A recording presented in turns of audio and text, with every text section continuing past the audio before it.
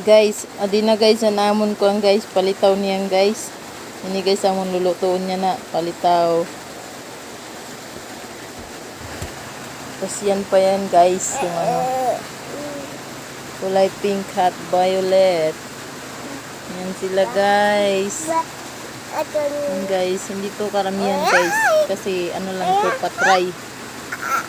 Kasi alam nyo ba guys, wala na kasing gumagawa ng mga ganitong pagkain. Kaya naisipan namin na iba na naman na gawin namin. Yan guys, diba guys, ang ganda guys. Ang pagkabilog. Mga bilog-bilog. Ayan. Tapos mamaya guys, pag naluto na yan guys, i-ano namin yan siya sa ano, sa nyog. Papahira ng nyog. Yan lang po guys. Thanks.